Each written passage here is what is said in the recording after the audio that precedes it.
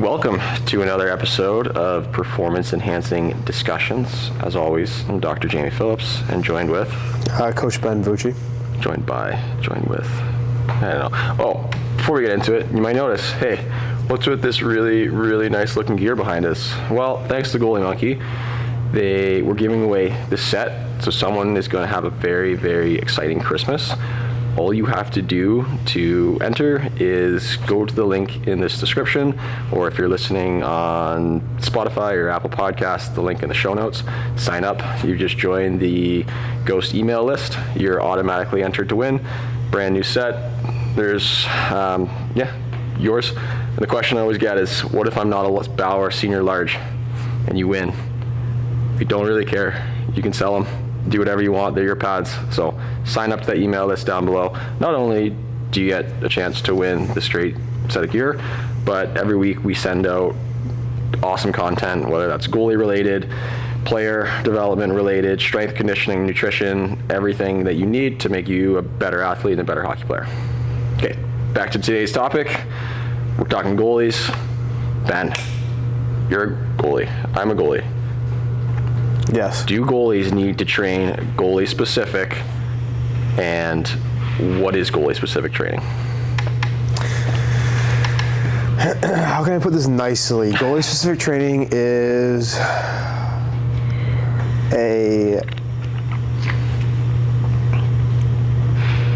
it's like a, can I swear? Can you? No, I don't want to have to edit it back. That's the thing. These ones are great because I don't have to do any post editing. I just grip it and rip it. It's, how do I phrase this nicely? It's a gimmick, I'll say. It is a gimmick that people buy into, rightfully so, because you're a goalie. You do something completely different on the ice than a player does, and the way that I train my goalies is no different than the way that I train my players, to an extent. I think that goalies need some more hip strengthening stuff, some more range of motion, whether that's passive or active, mobility. There's slight tweaks. So yes and no, but I also don't think that there needs to be this massive difference between what a 16-year-old center does and a 16-year-old goalie does. We need to obviously address certain things for the player, such as the goalie's not getting body checked, they're getting body checked, so we probably need to have a little bit stronger just shoulder joints in general, and for the player because they're getting checked. But for the goalie, we probably need some stronger hips because there's a lot more load bearing through the hips and there's a lot more unconventional movement through the lower body for goalie. So because of that, there's minuscule differences that need to be addressed. But when it comes to training and developing strength, power, speed, athleticism, mobility, all that combined in the strength and conditioning umbrella, there doesn't need to be a large discrepancy, because the job of the strength coach, my job, Jamie's job, our job here at Ghost, is to make them better at those 4 or 5 things so that they can go perform on the ice and do their job better on the ice, whether that's stronger, faster, pain-free, in better conditioning shape, whatever, XYZ, just to make them a better athlete, essentially, is my job. So no, I don't think that there needs to be this hyper-specific goalie training. Now, sure, do goalies use more lateral power and more rotational power than, maybe not rotational power, more lateral power than a skater does? You could argue that, but just because they use more of that doesn't mean we're not going to train it or train it harder, or not train it for a player or train it harder for a goalie. You have to move in all 3 planes of motion regardless, and you have to be athletic in all. You have to be strong, fast, and powerful in all 3 planes of motion. And if the player's already doing that, why would we change that for the goalie? In less words, essentially.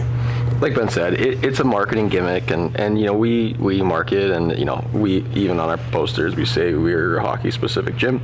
We say that because we specifically train hockey players.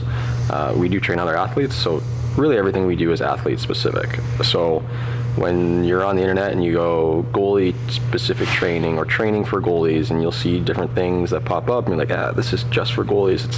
There's nothing unique about it. In fact, most of the goalie specific training out there is just not, is not up to the standard that Coach Ben and I set for our athletes in terms of the intensity, the progressions, the things that athletes need to be successful.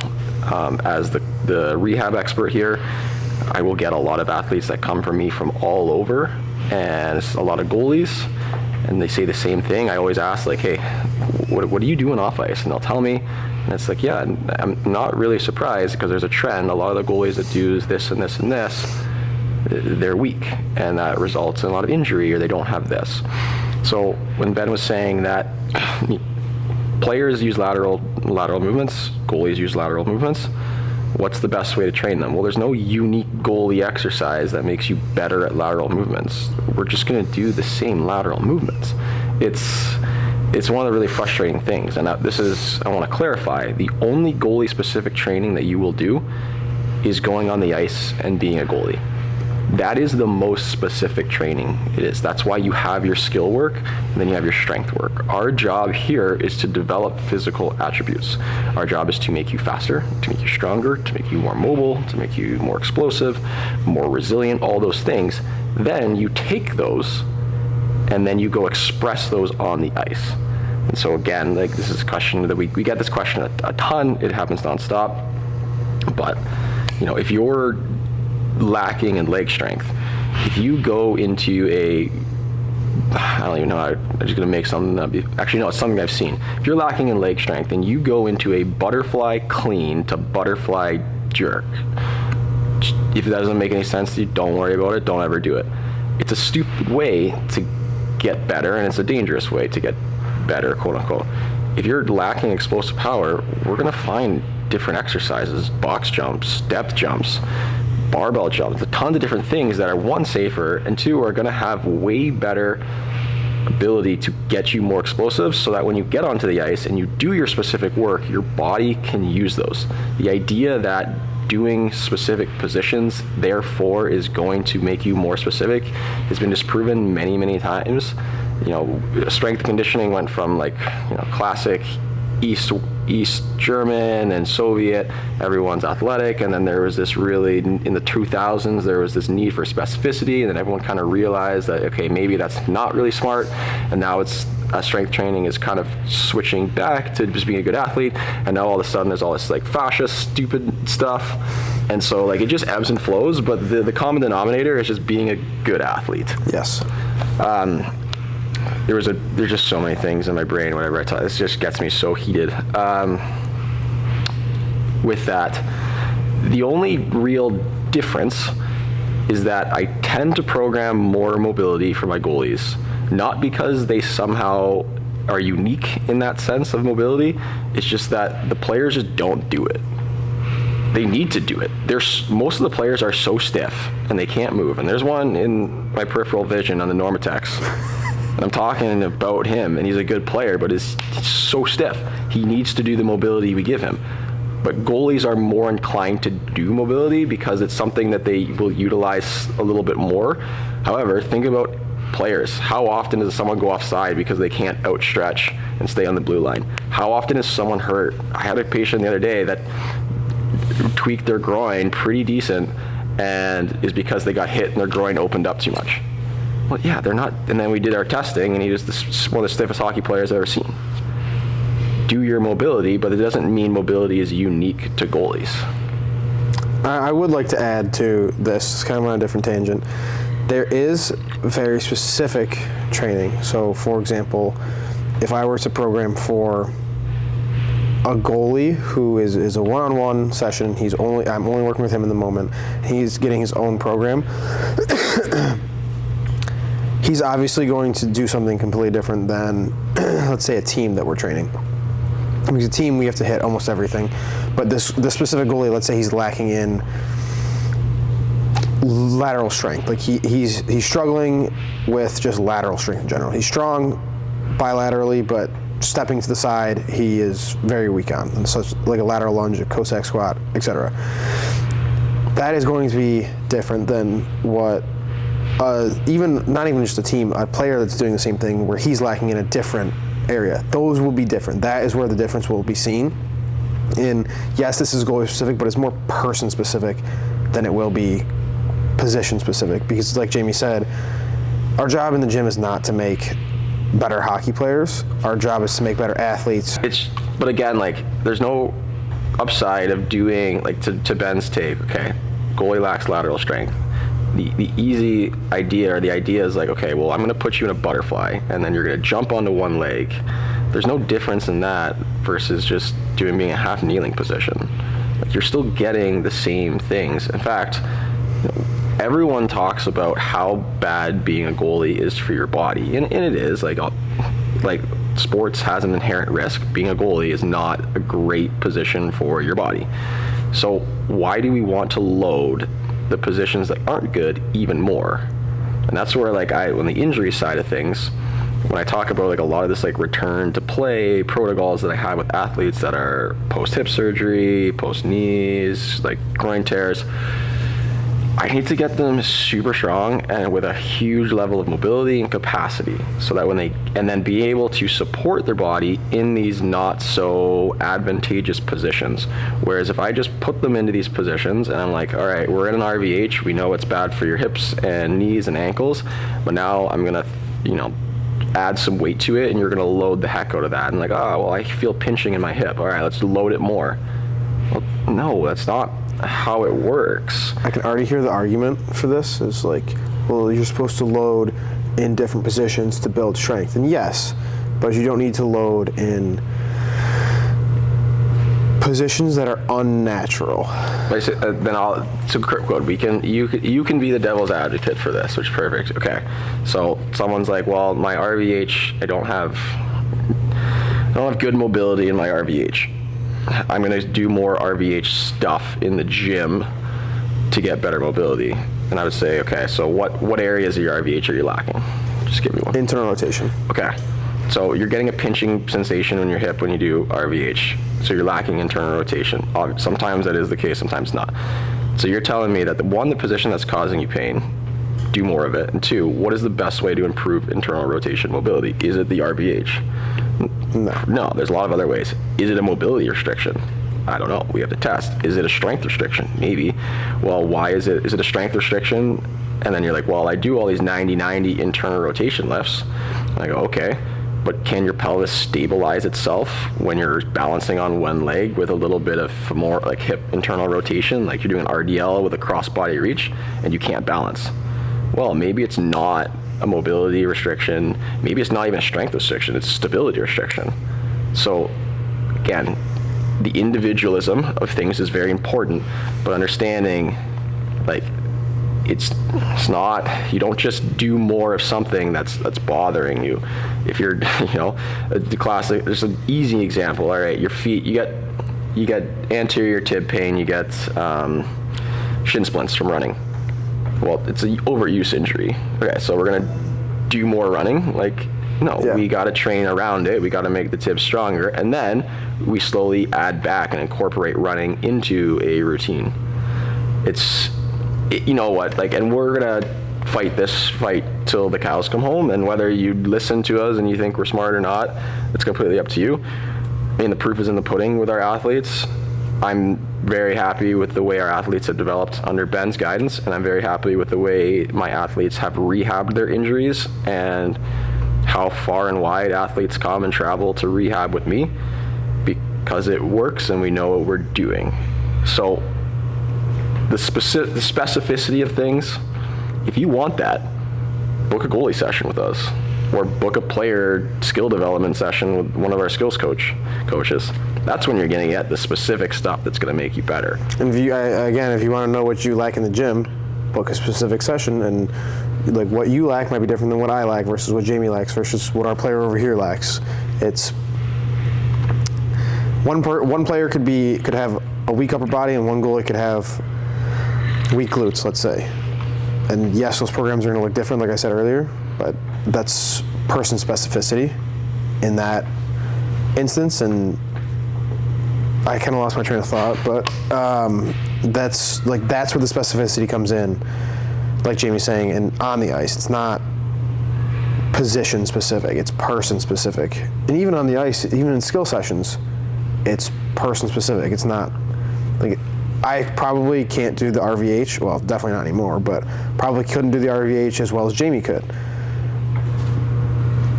I'd argue that my hips aren't great. Okay, maybe that's a bad example, but as well as, I don't know, as well as Bobrovsky can. Yeah. Like, that's person specific. That's, we played the same position, granted he was at a higher level, but it's the same kind of concept. Like, you could have two of the same people, but they might lack different things, and that's where the specificity comes in, and that doesn't need to be, realistically, they don't even need to be doing two different things. They could run the same thing because we're going to hit all of our bases within programming. And that's more so the moral of the story is, like, you need to do everything. That's a loaded statement. You need to do things that are going to make you stronger, faster, more powerful, and more mobile in the gym, and that is going to increase your athletic ability to output that onto the ice into your specific position. And I mean, for example, our player over here did rotational jumps this morning. He did unilateral work, he did bilateral overspeed work, and the person that was working out with him was a goalie. And they both did the exact same thing, and it both will translate to what they need to use on the ice. Because everybody needs to be fast, everybody needs to be strong, everybody needs to be powerful in their specific position. But again, our job is to give them the tools to execute in their sport. We can, and the thing is, we go on forever. Yeah, there's a million different ways to say this. Baseball research, there's hammer throwing research. We should get Hammer in here and have him talk on these. We should. Baseball research, Olympic, like different throwing, where they talk about, all right, the idea is if I progressively use a heavier and heavier shot put ball, or is it a shot? Is it a put? It looks like a rock. We were having this conversation yesterday. Is it a put, or you put the shot? I think you put the shot. So the shot is the ball. I don't know. Whatever. You progressively, this research shows, like, progressively get heavier and heavier. It actually takes, that's the last thing I'll talk about, takes away from positioning. So efficiency and movement is very important in what we do, and making sure our movement patterns are very specific to our sport. So this is our goalie example. When you put on your gear weighs a certain amount, you go out and you train with it, your body finds the way and adapts to the way that's the most specific for you. If you throw a band, which we see all the time, we do start doing stuff with a band, and it's not like specific things, but it's just like, okay, we're using a band because I'm going to resist your T-pushes. Oftentimes, if that loading is not super hyper specific and it comes out to something, I know one of the research studies in, like, baseball showed it had to be somewhere under a 6% weight of something. But you're going to mess up that goalie's biomechanics of it. So if you're training a resisted T-push consistently, all of a sudden the goalie's leaning one way, they're swinging this way, they're learning to push into it's not how the sport is played. So you're actually doing the opposite of what you want when you're changing efficient movement patterns versus just going into the gym and being like, okay, we're doing some, like, great plyometric stuff off a 45-degree slant board, and we're just exploding off to that, or we're doing, like, a lateral dumbbell lunge with explosive stuff. Okay, now, like, I just trained a lot of lateral explosivity. Now I'm going to go onto the ice, and I'm going to do, like, I'm going to push with intention, and I'm going to build these patterns exactly the way that I'm going to use them on the ice. It's if your glove hand's slow, you're not all of a sudden going to put wrist weights in your hand and be like, oh, if I just get my arm stronger. No, you're actually going to train slower movement patterns so that when you get onto the ice, like, you're like, your glove is being held here and your body doesn't react that way. So keep your sport-specific training to your sport. Keep your strength and conditioning work in the gym. You don't have to overlap a ton. Sometimes there's a little bit of a Venn diagram in the middle. That tends to be where rehab comes into play. But the specificity of your sport and the specificity of training are two different circles in that Venn diagram. I will add to, in the middle of that Venn diagram, like, is you're a player, you're skating up the ice, right? I guess it'd be like your conditioning work on the ice. Technically, running is the same kind of biomechanics. It's a little bit different versus like how you plant your foot on the ice in the gym. But even like, we do a rotational broad jump in here, so it's a skate hop, and you turn midair and land on 2 feet. And like, technically, that is a more goalie-specific movement. Like that is a motion that they will do on the ice. Like you're doing a full recovery. Like you make a save on one dot, you do a full recovery on the other dot. Like technically, that is a very, very similar movement, but just because that's a very similar movement to the goalie doesn't mean that that's not going to translate well in change of direction work for a player to make them faster or more explosive in that same breath. Yeah, like if you are a fast, explosive athlete, but you're a bad skater, doing more fast, explosive things aren't going to make you a better skater. Going to do power skating work is going to make you a better skater. And same with the flip side. Like if you have good mechanics and everything on the ice, but you're super slow or super out of shape, yeah, you can like skate as much as you want, but like it's not the best way to get back in shape or to get faster. It's just not the case of it. And again, people listening some people are gonna be like, this makes sense. Some are gonna be like, absolutely not. I'm gonna keep following my program and doing whatever, which is fine. We're here to help and try to help educate. We're gonna have some degree of bias with a lot of things. This is one of those ones where we can back it up with research. But what we do it well. We have a lot of things available for people to train well, to train smart, to make good decisions. But if you don't want to listen, it's okay, because we have this discussion probably every single week with a parent. So eventually, if we just make enough of these videos, somebody somewhere will listen. Sometimes someone somewhere will listen and be like, this makes sense. How can I get better? And the answer to that is following our complete performance shameless plug. That was a shameless How good was that tie-in? That was. We do have a good program. 365 days of training, in season, playoff, off season, runs nonstop, forever. Can't mess it up. 7 days a week, so our trainings program, recoveries program. That way, you never ask the question of, what am I doing today? It's always there, and it goes like above and beyond every other program, where we have like balance work and meditations and mobilities. We're adding in some yoga flows. It's pretty good. Good plug. You should buy it because it was a lot of work. It actually was a lot of work for both Ben and myself.